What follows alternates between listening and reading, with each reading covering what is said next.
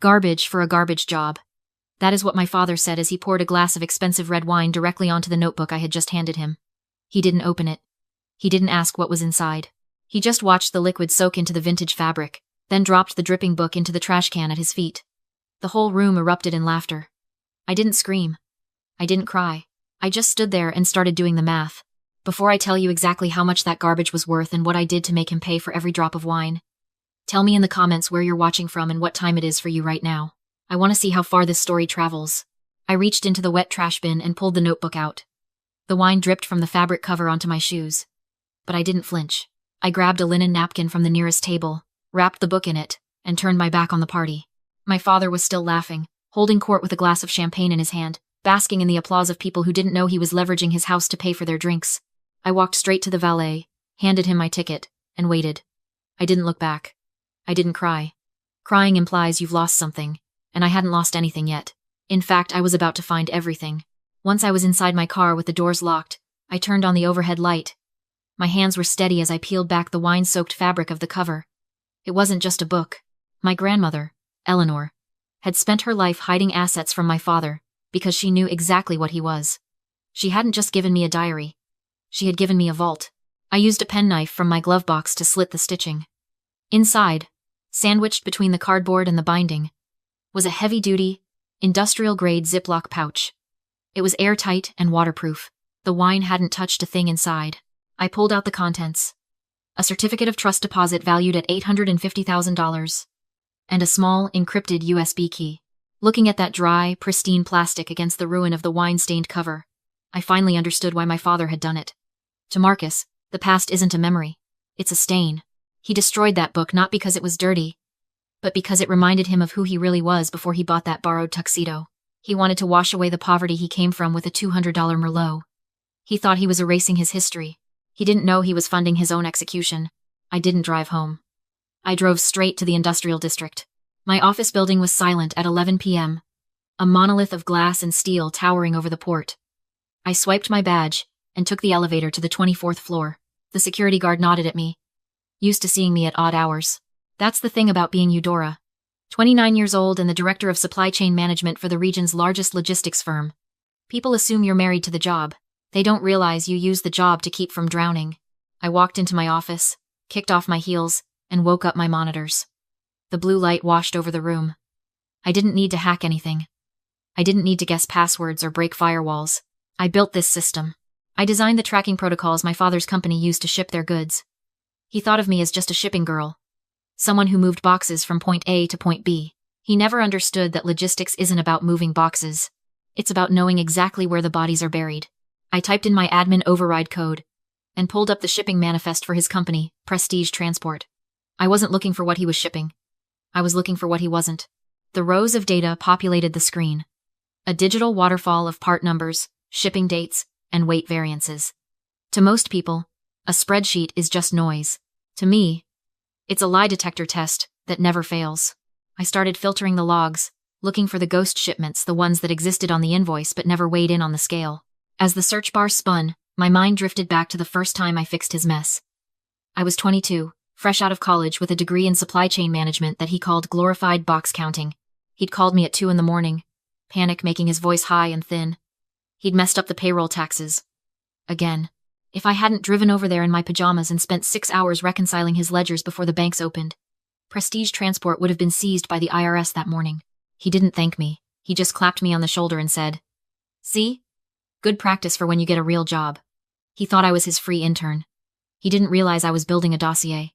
The system pinged. A cluster of shipments flagged for weight anomaly. I clicked deeper. It wasn't just incompetence, it was a pattern. 3 years ago, when Trevor racked up $40,000 in gambling debts to a loan shark in Atlantic City, my father didn't sell his boat. He lost a container of high-end electronics. I was the one who had to smooth things over with the insurance adjusters, fabricating a story about a port crane malfunction. I saved Trevor's kneecaps and my father's reputation in a single afternoon. They celebrated with a steak dinner. I wasn't invited. They thought I was their janitor, cleaning up the spills they were too important to touch. But janitors have keys to every room. I ran a final query. Inventory valuation versus physical stock. The result flashed on the screen in stark, unforgiving red text. The discrepancy wasn't small, and it wasn't scattered. It was a single, Massive crater in the fiscal year. $850,000. I sat back in my chair, the blue light of the monitor reflecting in my eyes. It wasn't a coincidence. My grandmother's trust deposit was $850,000. The missing inventory was $850,000. I checked the corporate calendar. Next Monday, the external auditors were scheduled for their mandatory 5-year review. If that hole wasn't plugged by Monday morning, Marcus wasn't just going to lose his company. He was going to federal prison for embezzlement and insurance fraud. The realization hit me with the cold precision of a sniper shot. He didn't throw that book away because he was rich. He threw it away because he was terrified. He needed that money so badly it made him sick. But his ego wouldn't let him ask for it. So he tried to destroy it to prove he didn't need it. He was drowning. And I was the only life raft he hadn't punctured yet. I printed the report. The printer hummed in the quiet office. A rhythmic, satisfying sound.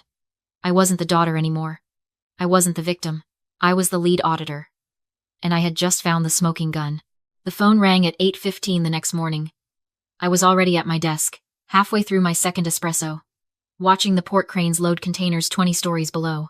I didn't need to look at the caller ID. I knew who it was. The sharks were circling.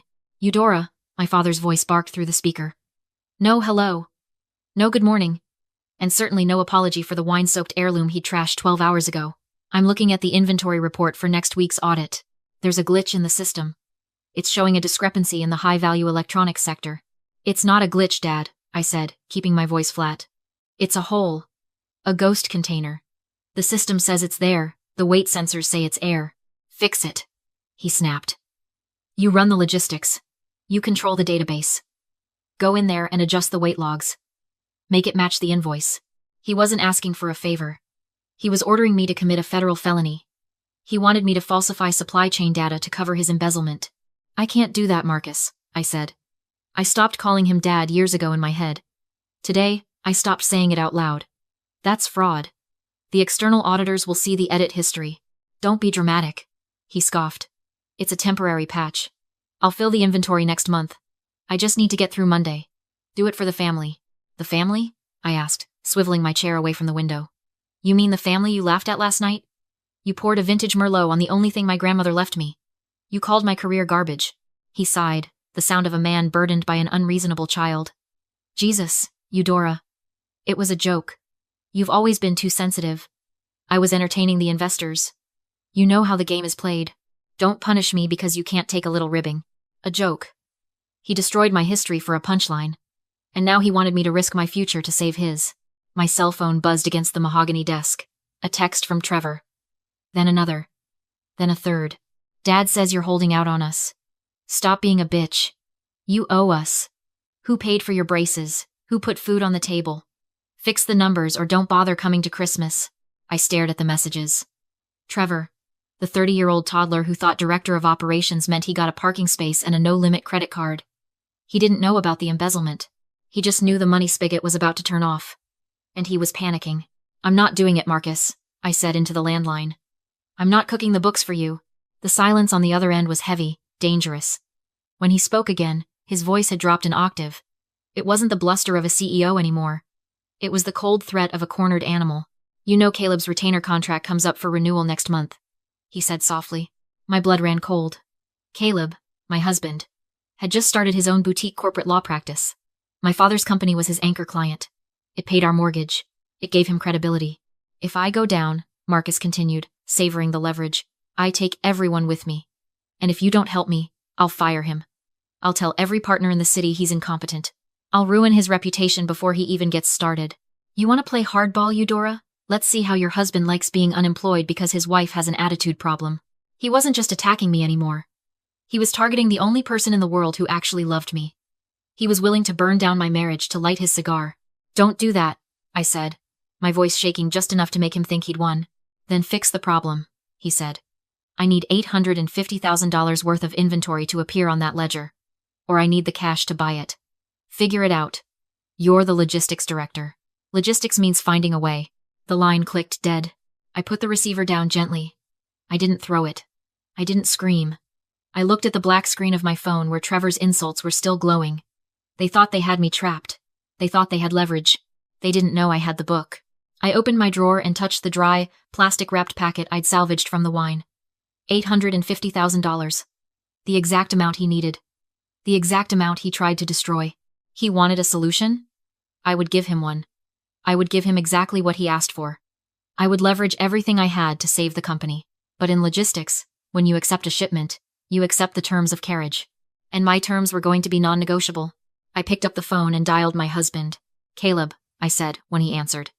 Pack your briefcase. And call Mrs. Higgins. We need a notary. I have a solution, I told my father an hour later. We were sitting in the glass-walled conference room on the 24th floor. I sat at the head of the table. Marcus sat to my right, drumming his fingers on the polished wood, looking at his watch every 30 seconds. He was vibrating with impatience. Well? He asked. Did you fix the ledger? No, I said. I can't edit the logs without triggering a system-wide alert. The external auditors would see the modification timestamp and flag it immediately. His face darkened. Then why am I here? Eudora. I don't have time for a lecture on compliance. I have the money, I said. He stopped drumming. He turned slowly to look at me, his eyes narrowing. What? I have $850,000. In liquid assets. I can transfer it to the company account today as a bridge loan. It will cover the inventory gap. The auditors will see a cash infusion instead of missing stock. It's cleaner. It's legal. He laughed. A short, barking sound. You? You have nearly $1 million? From where? Did you rob a bank? Investments, I lied smoothly. Grandmother left me a small trust. I invested it well. I've been lucky. Greed is a powerful anesthetic. It numbs suspicion. I watched the doubt leave his eyes, replaced by a hungry, predatory gleam. He didn't ask about the grandmother he'd ignored for 20 years. He didn't ask how I'd managed to beat the market. He just saw a life raft. Okay, he said, leaning forward. Okay. Transfer it. We'll call it a director's loan. I'll pay you back after the next quarter. I need paperwork, Marcus, I said. It's a lot of money. I need to protect my investment. He waved a hand dismissively. Fine, fine. Draw something up. A promissory note. Whatever makes you feel better. I already did, I said. I signaled to the reception desk through the glass wall. The door opened, and Caleb walked in. He wasn't wearing his usual casual office attire. He was in a charcoal suit, carrying a leather briefcase. Beside him walked Mrs. Higgins, a 60-year-old notary public with gray hair, pulled into a tight bun, and a stamp that could crush a walnut. What is this? Marcus asked, stiffening. Due diligence, Caleb said, setting the briefcase on the table. He didn't look at Marcus with fear. He looked at him like a prosecutor looks at a defendant. This is a standard bridge loan agreement. It secures the funds against the company's assets to ensure repayment. Standard procedure for a cash infusion of this size. Marcus scoffed. I don't need a lawyer to take money from my daughter. You do, if you want the wire transfer to hit before 5 p.m., I said. The bank requires notarized collateral for a third-party injection. It's a compliance rule. Another lie. But Marcus didn't know logistics compliance from a lunch menu. He just knew he was running out of time. Fine, he snapped. Give it here. Caleb slid the stack of documents across the table. It was thick, dense, and formatted in single-spaced legalese. This is the solvency affidavit, Caleb explained, pointing to the first document. It certifies that the company's inventory records, aside from the cash gap we are covering, are accurate, and that there are no other undisclosed liabilities. It's for the auditors. Marcus grabbed the pen. Yes, the inventory is fine. It's just the cash flow. He signed it with a flourish. Marcus Sterling. And this, Caleb said, flipping to the next tab, is the personal guarantee. Since the company is technically in a deficit until this money clears, the bank needs a personal guarantor. This puts your personal assets, your house, your boat, your private accounts as collateral for the loan. It's just a formality until the audit clears next week. Marcus hesitated for a fraction of a second. He looked at the document, then at me. You really need this paper trail? He asked, annoyed. I'm risking my entire savings, Dad, I said, using the word he wanted to hear. I just need to know you're good for it. Of course I'm good for it, he sneered. I built this company. I'm not going to let a little cash flow problem sink me. He pressed the pen to the paper. The scratching sound was loud in the quiet room. He signed his name. He stamped his seal. Mrs. Higgins stepped forward, verified his ID, and stamped her notary seal next to his signature. Clunk, clunk. The sound echoed like a cell door slamming shut. There, Marcus said, tossing the pen onto the table. Done. Now wire the money. I have vendors waiting. I didn't move. I didn't open my laptop to initiate the transfer. I just sat there, looking at the ink drying on the page. Eudora? Marcus asked, his voice sharpening. The money. There is one final condition in the agreement, I said softly. Clause 14. Section B. Funds shall be released only upon verification of physical inventory matching the stated affidavit. What? Marcus stood up. We don't have time for a physical count. That takes days. Not with my system, I said. I opened my laptop and turned the screen toward him. This is the live security feed from Warehouse 4, I said. The warehouse you just swore in a notarized affidavit contains $850,000 worth of high-end electronics. On the screen, the warehouse was bright, lit by high-efficiency LEDs. And it was empty. Not just missing a few crates. Empty. The concrete floor was swept clean. I clicked another tab. And these are the weight sensors embedded in the floor. They've been reading 0.0 tons. For 3 months. Marcus went pale. He stared at the screen, then at the documents he had just signed. You knew, he whispered. I knew, I confirmed. I knew the warehouse was empty. I knew you were embezzling. And I knew you would sign anything to cover it up. You tricked me, he shouted, slamming his hand on the table. This is entrapment. It's due diligence, Caleb said calmly. And you just signed a solvency affidavit swearing that inventory existed. That's perjury. That's bank fraud. And since you just signed the personal guarantee, and the loan conditions have not been met due to your fraud, you are now in default. Default? Marcus sputtered. I haven't even received the money. The default clause triggers upon the discovery of material misrepresentation, I quoted from memory. Which means, as of this moment, the penalty clause activates. You owe the trust me $850,000 in damages. And since the company has no assets, I looked at the personal guarantee. I own your house. Marcus lunged across the table. Marcus didn't make it across the table. He collapsed halfway, his chest heaving, the fight draining out of him as the reality of the personal guarantee settled into his bones. He slumped back into his leather chair, a man whose entire identity had just been liquidated by a signature he hadn't bothered to read. We're done here, I said, gathering the documents. I placed the signed affidavit and the guarantee into my bag, right next to my grandmother's book. Caleb, get Mrs. Higgins out. Mrs. Higgins was trembling, clutching her notary stamp like a talisman. Caleb guided her toward the glass door. I thought it was over. I thought I had won. But I forgot the one variable in supply chain management that you can never fully predict. Human desperation. The door to the executive ensuite bathroom, a private luxury Marcus insisted on installing, burst open with a crash that shook the glass walls. Trevor stumbled out. He wasn't wearing a suit. He was wearing a stained polo shirt, his eyes wide and bloodshot, sweat dripping down his forehead. He was holding the heavy, red industrial fire extinguisher from the hallway mount he must have stolen earlier. You tricked him, he screamed, his voice cracking. You stole my money. He didn't look at Marcus. He looked at my bag. Trevor, put it down, Caleb warned, stepping in front of me. Mrs. Higgins, run, I shouted. The notary scrambled for the door, through the latch, and sprinted into the hallway screaming for security. But before we could follow, Trevor lunged. He didn't attack us. He attacked the exit. He slammed the heavy glass door shut and threw the deadbolt, putting his back against it. He hefted the fire extinguisher like a battering ram. Nobody leaves with those papers, he roared. Delete it. Delete the files. In that moment, looking at my brother's manic, terrified face, I realized something terrifying. He wasn't attacking me to save our father. He wasn't trying to protect the family legacy. Trevor didn't love Dad. He loved the safety of the shadow Dad cast. He was a parasite who had just watched his host body die. Without Marcus's money, without the company's cover. Trevor was just a gambling addict with debts he couldn't pay and bookies who wouldn't accept excuses. He wasn't fighting for his father. He was fighting for his own survival. When the host dies, the parasite starves, and right now, he looked at me like I was the one cutting off his oxygen. Give me the laptop, Eudora. He swung the extinguisher. It smashed into the conference table, shattering the glass top. Shards flew everywhere. Marcus didn't move. He just sat there, staring at his hands, broken. Trevor raised the tank again, aiming for my head this time. Caleb didn't hesitate. He tackled Trevor low, driving his shoulder into my brother's midsection. They hit the floor in a tangle of limbs and cursing. The fire extinguisher clattered across the carpet. But Trevor was fighting with the strength of a drowning man. He clawed at Caleb's face, kicking, screaming, trying to reach my bag. Run! Caleb grunted, trying to pin him, but the door was blocked by their struggle. I couldn't get out.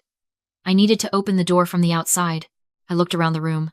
My eyes landed on the red fire alarm pull station by the exit. I didn't panic. I didn't freeze. I gripped the strap of my work bag weighted down by my laptop, the documents, and $850,000 of grandmother's love.